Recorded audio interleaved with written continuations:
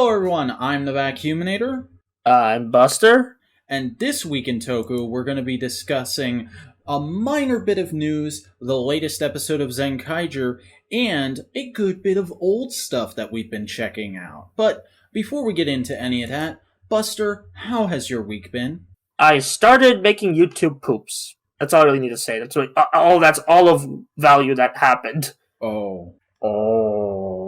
Look, they're only on, YouTubers right now. I did a Scott the Woz one, and I did a Sheffrillis Productions one. Which you can find on my channel. Sheffrillis Productions. He does, Disney reviews and DreamWorks videos. That's probably why I haven't heard of this person. I'm not in the Disney. Oh, I don't really care about, honestly, he just has a really good... I'm mostly known for his video game videos, but I just like a lot of his videos, even if I'm not particularly, invested in, Shrek or Mulan or whatever. That's fair. There's YouTubers I check out even though I don't know the topic. That's kind of how I got into wrestling, was I was watching a YouTuber and he switched gears very quickly into talking about wrestling, and I was like, I guess I'll give these a shot since I find you interesting as a person, and then 6 months later I was a wrestling fan. That's how it happens, people. Things that be. That's how they hook ya. Yeah. But how we're going to hook you is, by the way, my week was fine. Bit off, bit weird, but we're getting back on track now, and we're going to get into some news. And the first thing on the news docket this week is, not that great because, Kamen Rider Black, or rather the actor, who portrayed Kamen Rider Black, has been following in the path of, Kamen Rider Super 1 recently. Buster, how much do you know about this? Do you know what I'm referencing there? Okay, I'm looking at the article. Now, I saw this referenced a couple weeks back, and I'm like, oh, not again. And this especially hurts since Black is one of the most beloved Kamen Rider series ever, even beyond Showa. Mm-hmm. So that really hurts. It's just, I just don't like seeing people just not, especially ones who are meant to be inspirations to kids, just fall off and just do some horrible stuff. Yeah, because for those of you who don't know, Tetsuo Kurata, I believe is how you pronounce his name, who portrayed Kamen Rider Black portrayed the character that becomes Kamen Rider Black in Black and Black RX, has recently been getting up to what I would politely describe as some fuckboy shit. Because, you may remember a few years back, there was a story that went around of the actor who portrayed Kamen Rider Super 1 in the Showa era, basically pretending to have a relationship with various Japanese housewives and using it to scam them out of a bunch of money. And if memory serves, he ended up in prison because of that. And Mr. Kurata here has owned a steak shop since about 2008, and recently he's been getting up to some illegal shit with that steak shop. The first thing is really kind of a minor thing, something I wouldn't blame him for, where he basically commissioned a statue of Kamen Rider Black and put it in his shop. And to me, that's fine. That's the same thing as an actor over here owning a restaurant and having a poster of one of their characters in the restaurant. But then he started selling miniature copies of that statue, which basically infringes on Toei and Bandai's copyright of the character. That's basically bootlegging. It's remember when Austin St. John, he sold this weird bootleg Wild Force toys? Oh yeah, I completely forgot about that. But yeah, it's basically like that, but quote unquote better quality. This illegal. Is kind of worse. This is if Austin St. John said yeah, the Lightning Collection Jason figures are cool, but what if I manufactured my own for you guys and they were even better? And then they weren't. And they cost more. Yeah, that's exactly. It's yep, that's even... Yikes. Mm-hmm.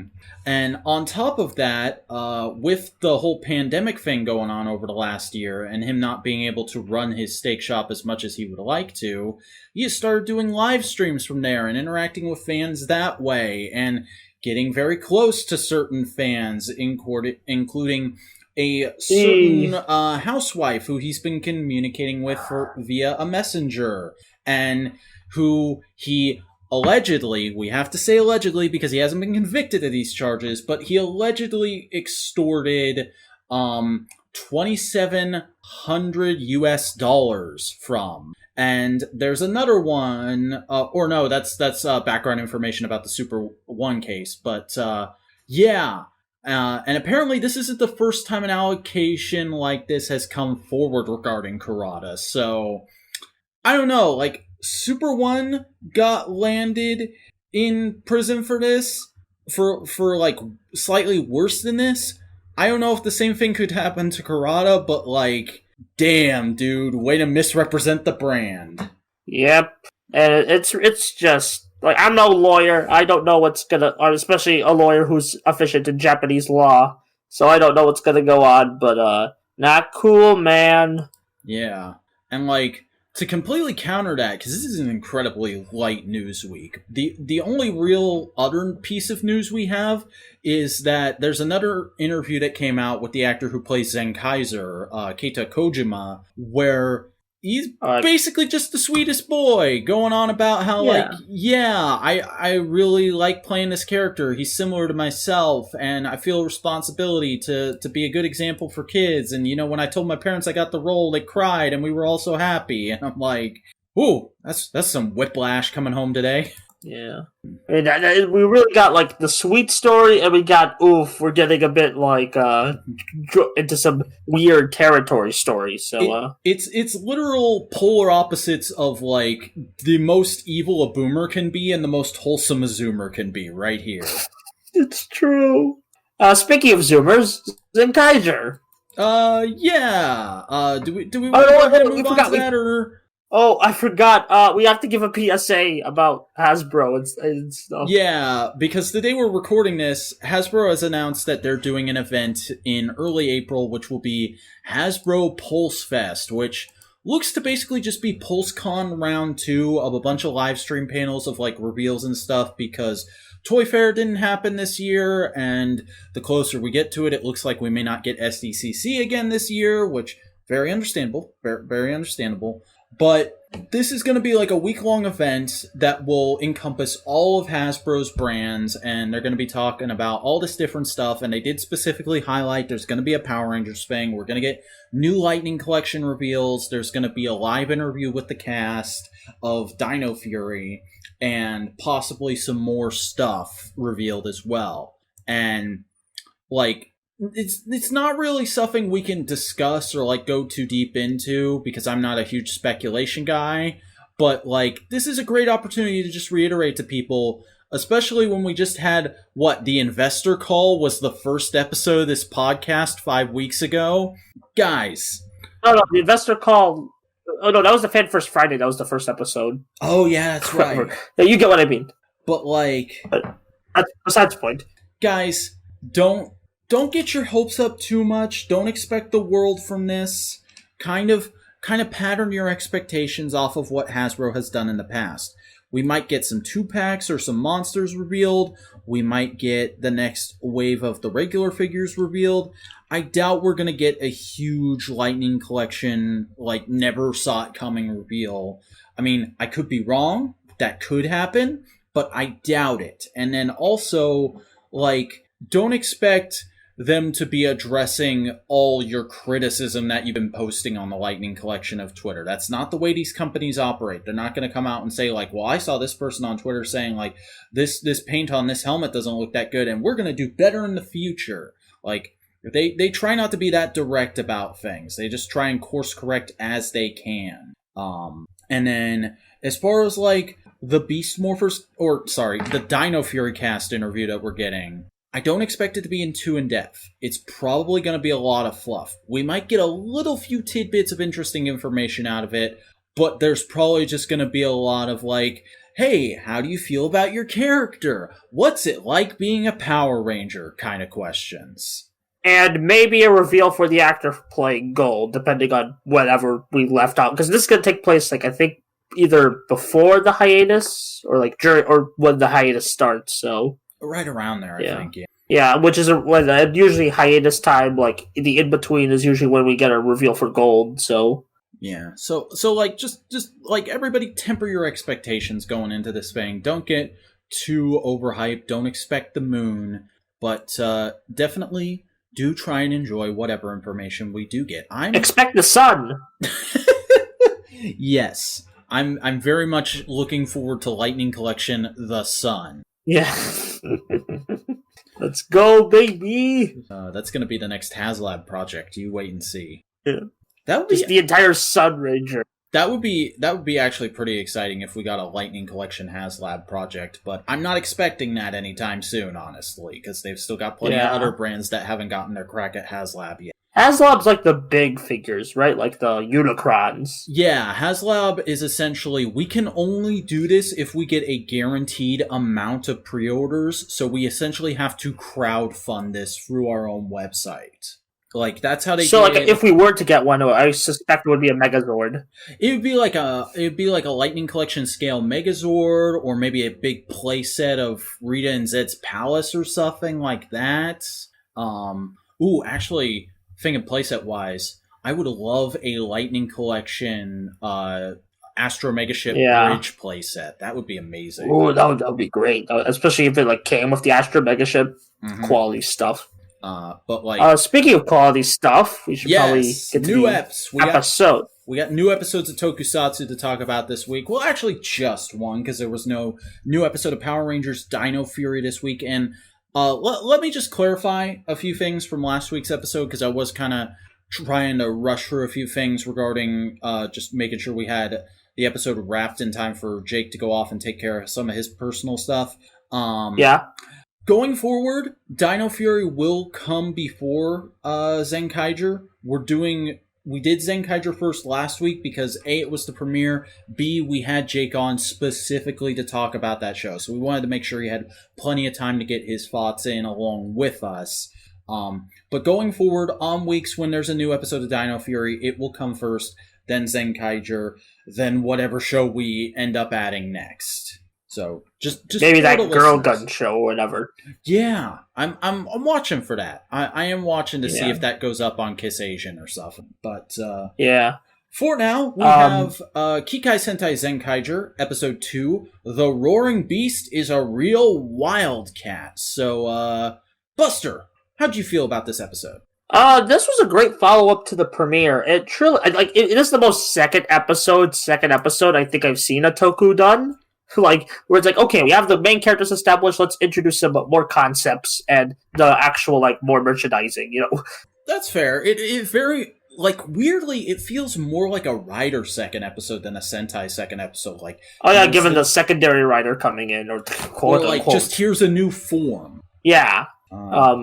Let me pull up the episode so we can look through some bits. But yeah, I really like Gowon, our Yellow Ranger, or Yellow Mecha, whatever we're gonna call him, Yellow, who was introduced in this episode. The way they pronounce it, I think it's supposed to be Gown, or Zenkai Gao, maybe? That's the Ranger name, but I'm just gonna say Gown, because we said Juren and Kaito last week. Yeah.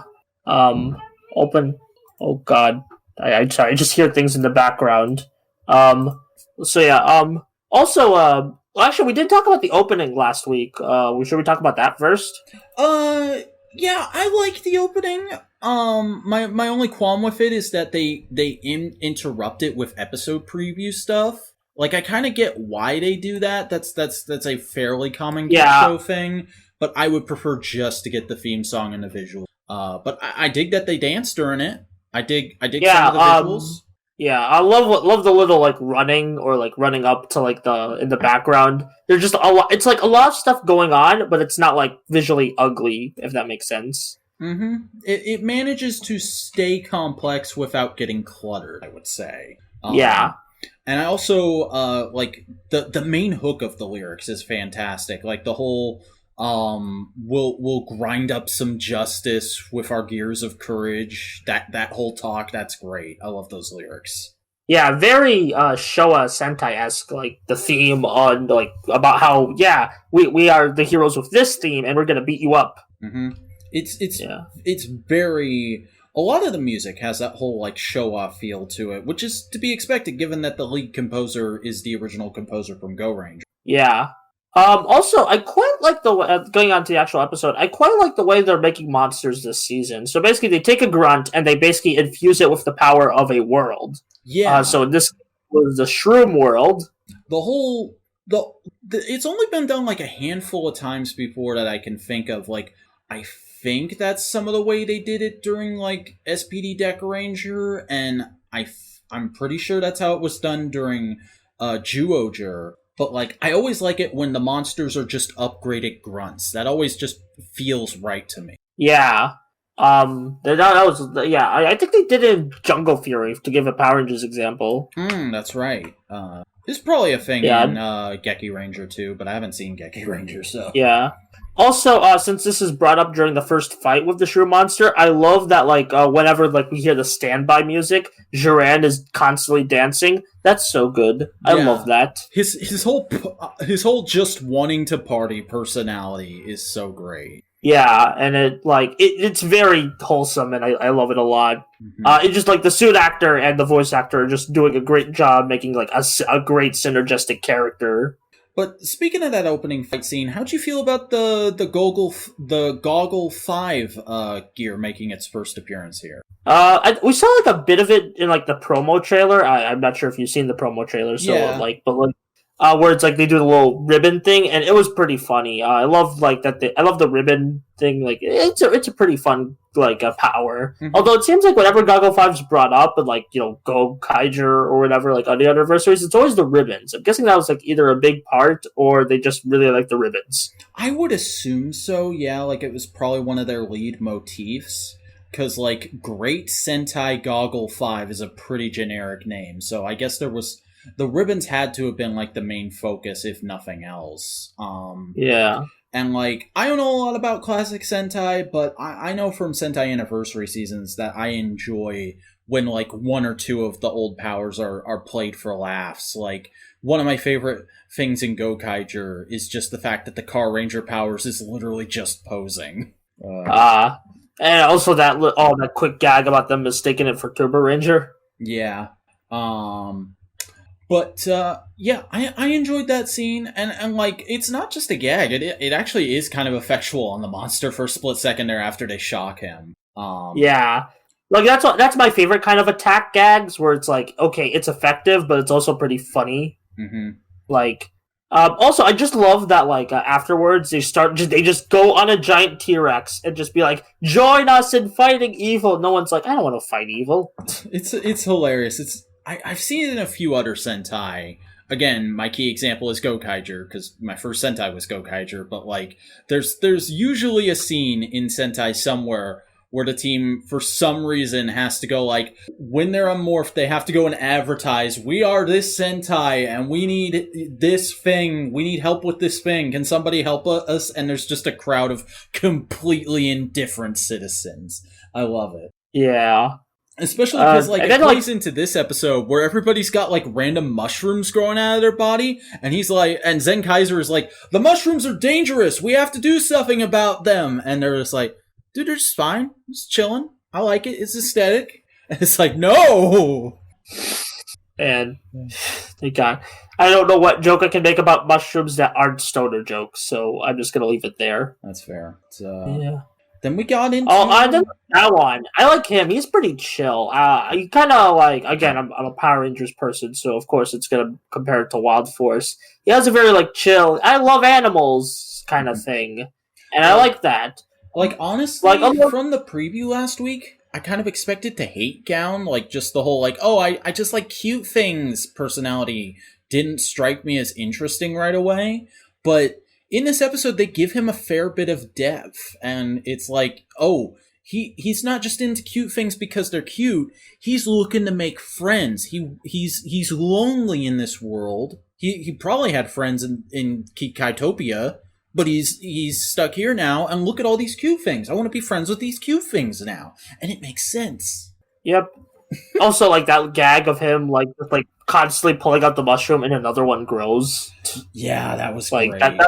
Yeah, like especially I love it that like sometimes it's like they change up the mushroom prop, like it's a different color each time. Mm-hmm. Like that's great. Great attention Also, to detail.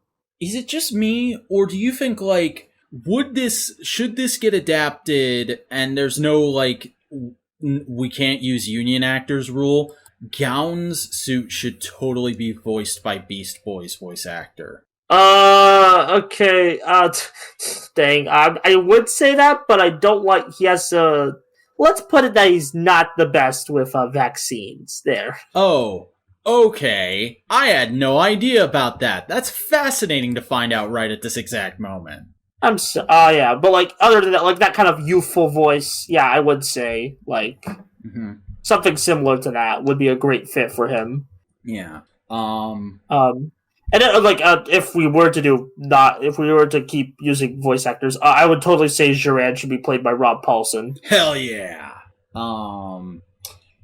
Let's see where else to go with this episode. Oh yeah. Also, that little bit of determination of how, like, just like, yeah, I'm gonna fight. Like, that was a pretty cool scene, and how they continued the running gag of, here, take a gun, and it's like, shoot. Yeah. I really hope that continues with Rune and Majin. Yeah, let's just have Majin Gat a dude next week. That'd be so great. Yeah. The pink robot just shoots someone dead. Let's do it. Yeah.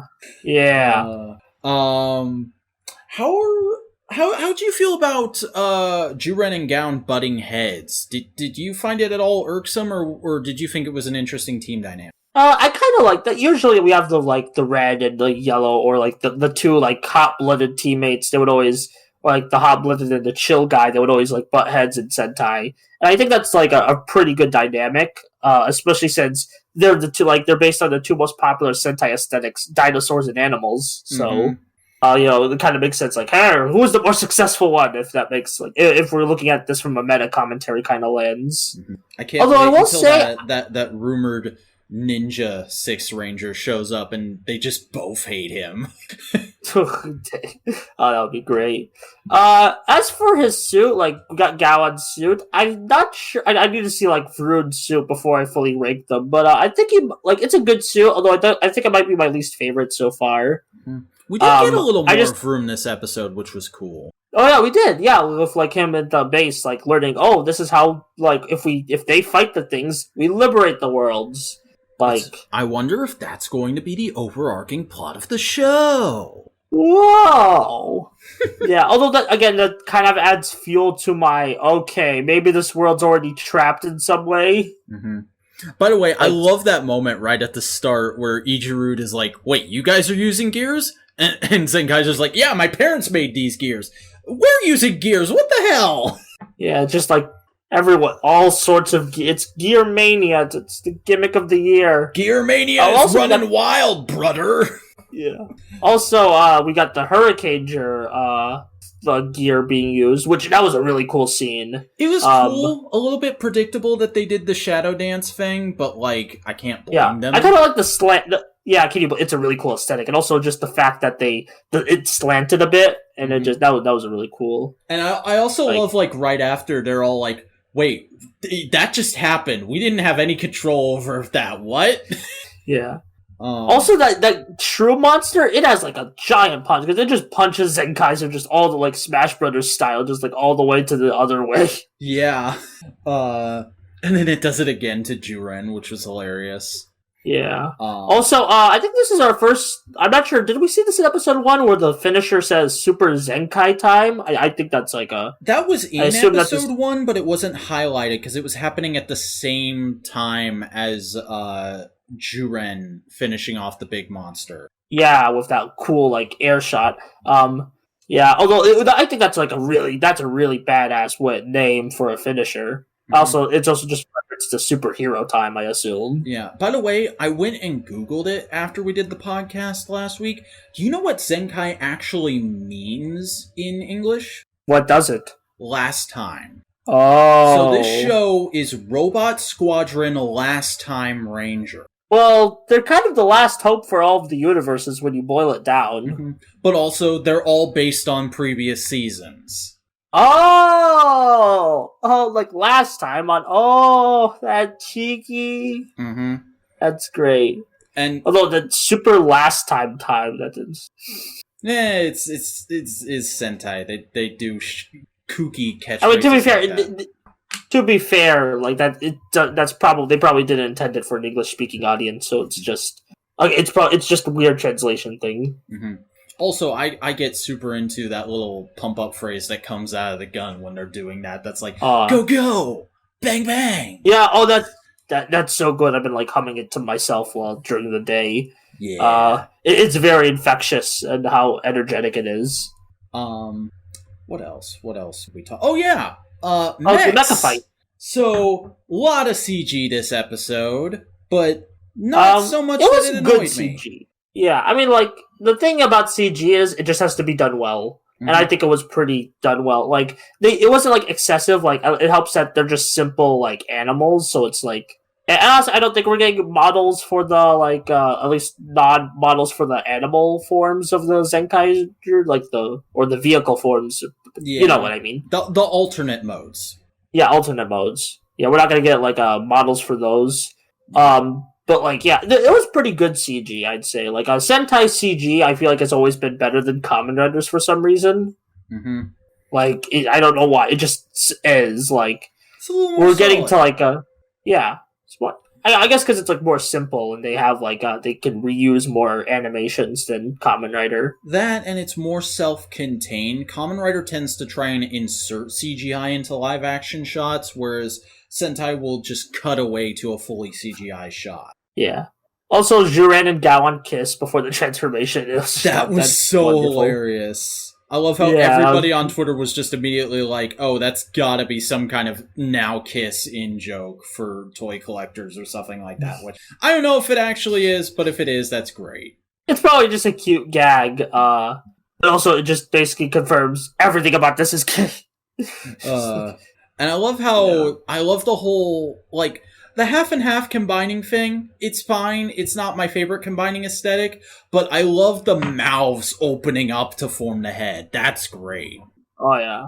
Yeah, and then we have that quick shot of like the mech just being split apart with like Zenkaiger just in the middle, just like, hey, get along. Yeah. Like, and you know, honestly, if this gets adapted, I really hope they don't mess with that cockpit. Like, that's one of the few cockpits that I'm like, that looks really good, and also it's generic enough that it could fit into Power Rangers. Yeah. Like, it's just a really good cockpit, especially, like, with the whole floating thing.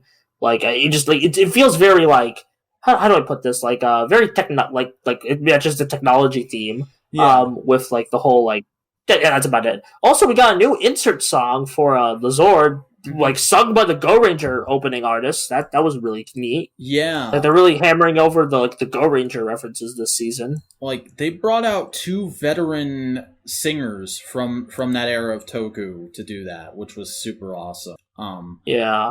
I hope that gets released as a separate track eventually. So like it probably will. The Sentai insert songs always gets released as like a track. They even do like original character songs that aren't in the show. That's fair. Yeah, so we should get them soon. Well, not soon, but like at least by the end of the show. Probably. I've got to be on the lookout for that stuff again because I used to be like super up on like soundtrack releases and whatnot during like the times of Tokuger and Zooger, but I haven't super paid attention in a while. I love how you've forgotten Ninja. I mean, shouldn't everybody have forgotten Ninja considering they wish their own show out of existence at the end of it? Really? Oh, you haven't seen the end of Ninja? Not yet. Don't say anymore. Don't say anymore. I kind of want to like go into that just blind-ish. I'm really trying to hold myself back from a massive rant here because like the ending of that show infuriates me because it's basically the ending of Gokaiger but done badly. That's the least spoilery way I can say it. Okay. I'm trying to think of like there's another thing I want to say. Here, you've kind of finished up your thoughts. I don't know. I mean, like overall, this episode was really fun. I'd say I probably prefer episode 1 just a little bit more, but like this was still a good time. I'm still getting endeared to the characters. Quick aside, I like how Kaito looks without the giant bubble jacket. I hope he ditches that in the summer. other than that, yeah, just a fun, solid episode, and I'm still enjoying this show. It's still not the best thing ever, but it's still really solid. And I'm looking forward to next week when we get to meet Majin. We get to actually fully meet her, because she's only had, like, quick little shots and bits in episodes so far. Yeah, and so Twitter can go full simp mode.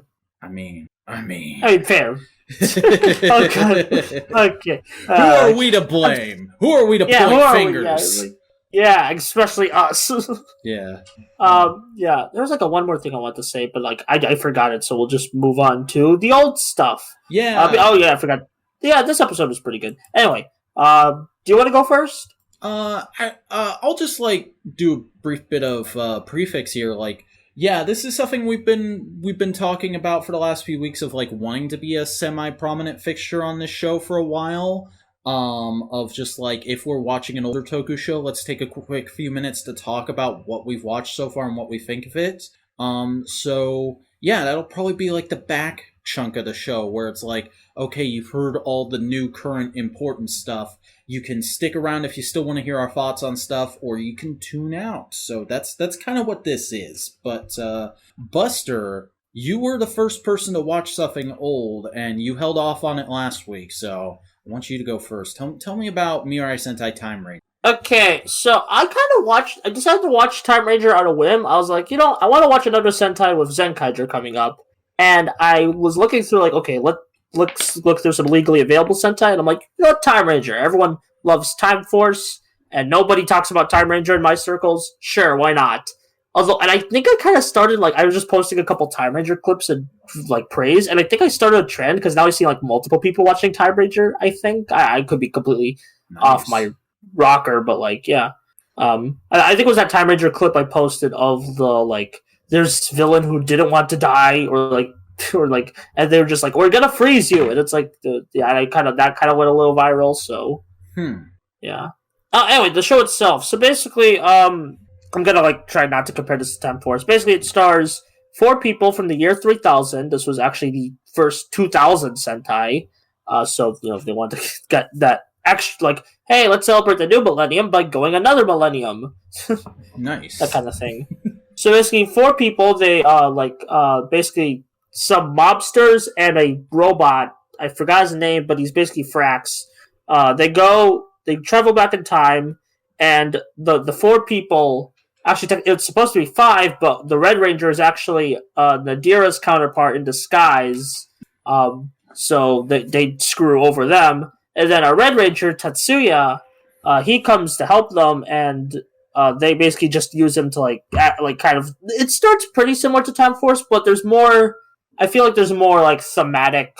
Not, like, thematic deepness, just more thematic, like, preaching, if that makes sense, but not, like, annoying preaching. I mean, it sounds a lot like Time Force, but from what I've seen of Time Ranger, it's got a very different vibe. Yeah, Time Ranger's very, if I were to describe it, it feels very, like, grasp your dreams, if that makes sense. Like, where Time Force feels like it's trying to be this grand epic about, like the future, about the dangers of, like, genetics or whatever.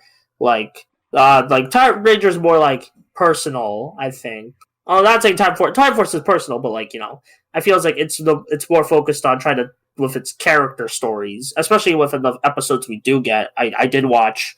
They're very, like, character focused. Like, the Green Ranger is having trouble. I'm sorry, like, I should know the names, but, like, it's been a while since I've watched these 6 episodes. It's been like a week. I've been meaning to get back, but, like, regular show and Miraculous Ladybug caught my interest. But that's besides the point. Back to Time Ranger. Yeah, like, the Green Ranger episode is, like, he wants to help, but, like, he gets captured by a monster, and, like, he has to, like, basically, like, get some self-confidence, and then, he looks up to the Yellow Ranger, Domon, who's one of the breakout stars of the show, I'd say. He has this very, like flamboyant, like, tough guy attitude, but, like, he's always, but his action scenes are really good, like, because he's pretty strong. That's where, like, Katie got her strongness from Time Force. If I remember correctly, he's the one they brought back for Gokaiger. I think. I haven't seen that episode of Gokaiger, so I wouldn't know. Sorry if I'm sounding rambly. I don't have any notes, so I'm just kind of, like, going off. I do like Tetsuya a lot. He's not like he's already like where West kind of had to learn to not be a stuck-up prick and like to want more out of life. Tetsuya already wants more out of life, and that leads to a great scene in episode 6 where he confronts his dad because they have to sneak onto a ship that his dad owns, a ship party that his dad owns to fight a villain, and like the dad and Tetsuya confront each other with an alive mom, which is amazing to see. Because it's like, we can have father-son conflicts, and the mother is still alive. That just blew my mind. Whoa. Yeah. And there's Tetsuya gives this really great speech about, like, I'm trying, like, and then, like, they have this really good conflict about, like, defying your fate and stuff like that. The only other time I can think of, like, both parents being involved in a Sentai character's life is frickin' Kyoryuger. Remember that one off towards the end of the show? Where just randomly Soji's parents show up. I think that's Soji's parents. I think that's that Green Rangers. And there are like 2 actors from Dynaman too, which was crazy. Oh yeah. Oh, I remember it now. I remember someone talked about that. Yeah. What else was I gonna say?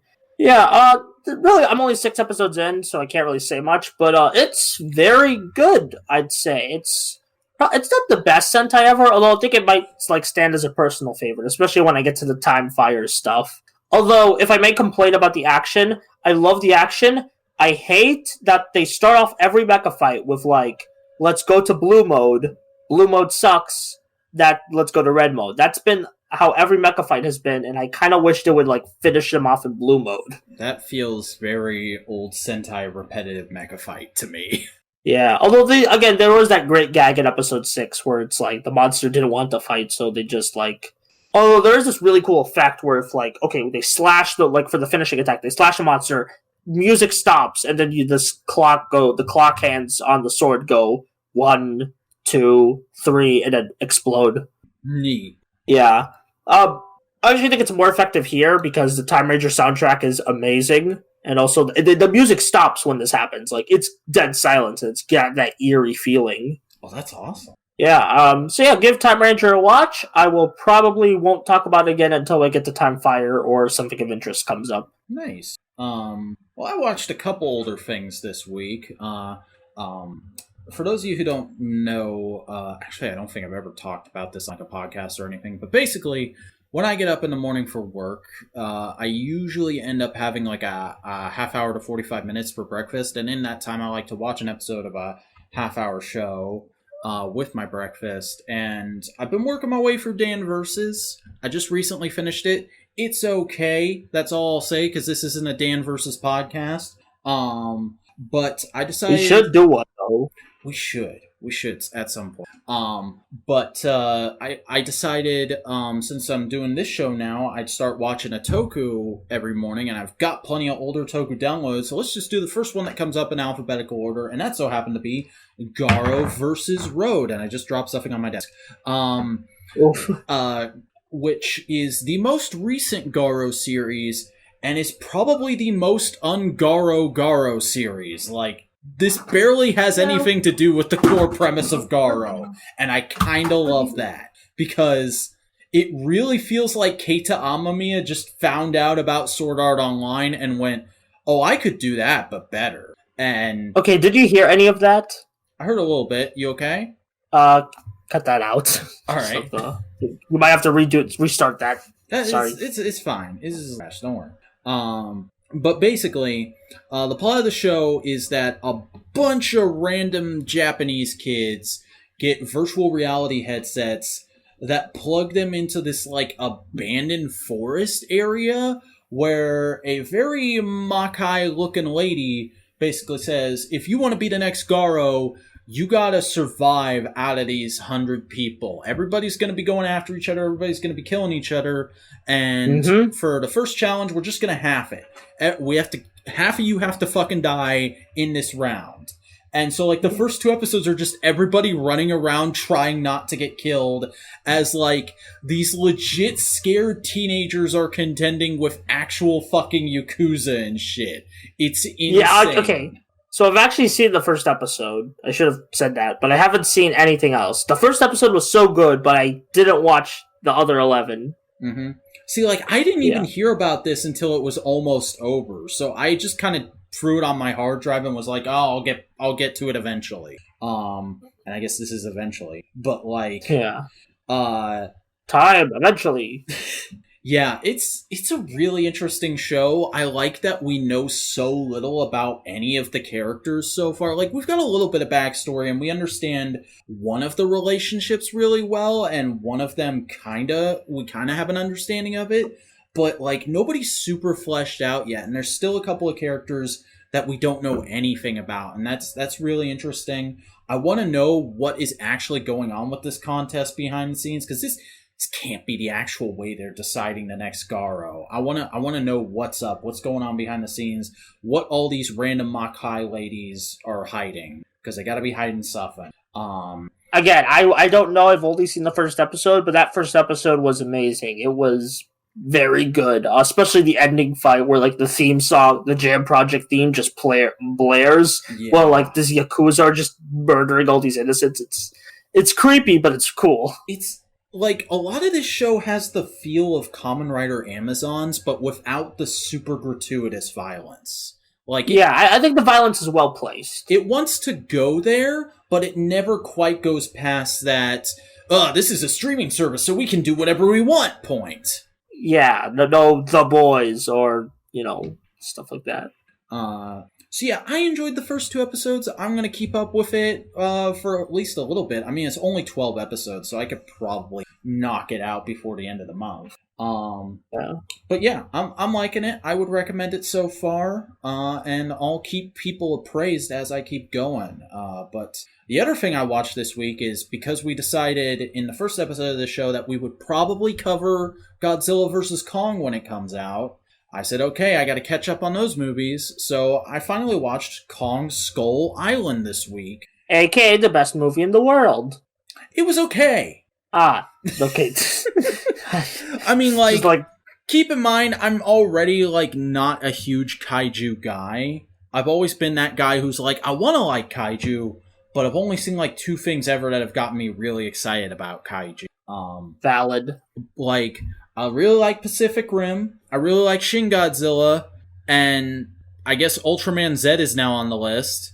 I appreciate the original Ultraman and Ultra Q, but like that's kind of it. I've tried watching a bunch of random Godzilla and Gamera movies, and just none of them have clicked with me. And like the 2014 Godzilla movie is in that pantheon, and this kind of would be there, but like all the visual flair this movie has and the John C. Reilly factor really helps it. Yeah, because I'll be frank, the main characters like aren't Samuel L. Jackson or John C. Reilly aren't the best, but the good stuff is where like all the like they all start getting picked off, and we actually head to the island, and we get like all this like lore and like fights, and it's like Kong is like I feel it's like a direct response to like the main complaint of Godzilla 2014, where it's like there's barely any Godzilla in this Godzilla film, which is like that's kind of how most Godzilla films are, but that's like the film still could have been better. So it's like, okay, let's put Kong through like 80% of this film. Yeah, and I'm speaking from memory because it's been a while, but still, it's a really good film, and I really like it a lot. I know you're more like you seem like a bit more. It's fine. But yeah, I get it. Like, it's very, like, you have to be in a specific mood to, like, really get into it, I think. Yeah. And, like, I was watching this while I was doing other stuff, so I would always, like, I was paying attention with my ears, but the few times I looked over with my eyes, I was like, whoa, that's an awesome shot. Okay. Yeah, it's very much a visual experience. It was made for theaters, I would think, which I actually watched in theaters, and, you know. And I mean, there are some really cool monster designs in this. Like, I forget what John C. Reilly calls them, but the skull creatures are really cool. The giant spider is fucking terrifying. Yeah. And like, go ahead. Also, there's this moment, and like, so the director is apparently doing a Metal Gear movie. Yeah, and like, there's a moment. I caught that. Yeah.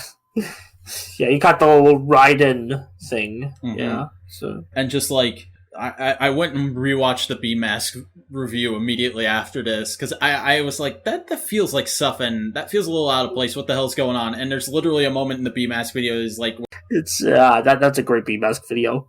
And the director seems like a pretty nice, fun guy too. So like, he appeared on the Honest trailers. He appeared on the Honest trailers and give his own commentary. I mean, that's he knows what he's up when he appears in, like, Honest trailers. I mean, I'm not saying Honest trailers is the bastion of, like, internet film criticism. I'm just saying if he appears on, like, those mainstream YouTube outlet.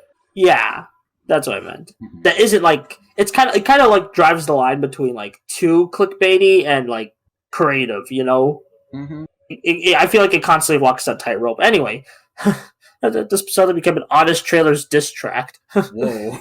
But yeah, I thought the movie was all right. I would definitely say, like, I found the human characters much more tolerable than I usually do in a kaiju movie, but they still weren't super interesting. Like, I would say Samuel L. Jackson, he's fine. He serves his role well. John C. Reilly, I'm always happy to see John C. Reilly in something. Well, they were better than I expected them to be. Tom Hiddleston and Captain Marvel were just like, okay, you're here. Brie Larson, yeah. Yeah, they were very just kind of like thrown. They were just very like, I'm the human dude, and like, I'm the human woman who takes pictures, and like that's. Again, they're not the things I remember this movie fondly. It's always John C. Reilly and Samuel L. Jackson and Kong and the monsters. And weirdly, though, this is like the second pre-Captain Marvel thing I've seen Brie Larson in, where she comes off as like a really good actress. And like, I'm one of the people who's like, yo, I got no problem with Captain Marvel, but Brie Larson was really bland in that movie. Yeah. I was gonna say, how do you feel about her in Endgame, but I realized she barely appeared in that movie, so you can't really judge her in Endgame. I mean, Ara Peter-chan. Oh, dang it. Yep, that's in this podcast now. How you doing, Boinger Rider? You having fun? You having a good day? Let us know in the comments.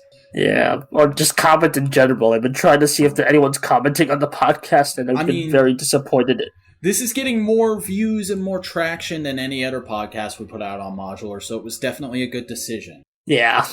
But that does take us to the end of the podcast. I don't have too much else to say about Skull Island, so Buster, why don't you go ahead and tell all the good people who you are and where they can find you on the internet should you want them to. Sup, I'm Buster Corp. I do the YouTube channel. I do reviews, YouTube poops, and a third thing that is coming soon. Hint, hint, wink, wink. You should you can find it on the Buster Corp channel. I'm also on Twitter arguing with idiots. Actually, I don't really argue with idiots that much. Just posting dumb jokes and following trends. And I also do Wattpad occasionally. Maybe I kind of try to do a Power Rangers thing, fan adaptation, try to work out which one I want to do first. I have like 3 ideas, and they're like not coming together. But that's besides the point. Just go follow the thing. Mm-hmm. All right, and I am the Vacuuminator. I am an internet personality who has done video analysis of various things, as well as toy reviews and fun stuff like that. However, I'm not currently active on my main channel, but if you want, you can view my backlog at youtube.com/thevacuuminator. That's spelled THEVACUUMINATOR. I'm also on social media at The Vacuuminator on Twitter, where I make jokes and talk about random things, because that's what Twitter's for. It's not for giving other people headaches. Don't give people headaches on Twitter. Don't be a dick. And I post action figure photography on Instagram. You can find that at _Vacuuminator on Instagram. And you can also support this podcast. Please give it a like and a follow on whatever platform you are currently listening to.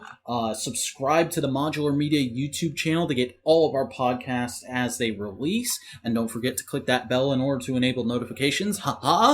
If you want to get updates on the show and what's going on with it as we have them, go ahead and give us a follow on Twitter at The Modular Media and join our subreddit r/Modular Media. But that's going to do it for this episode of TWIT. We will see you next week when we discuss whatever happens that week in Tokusatsu.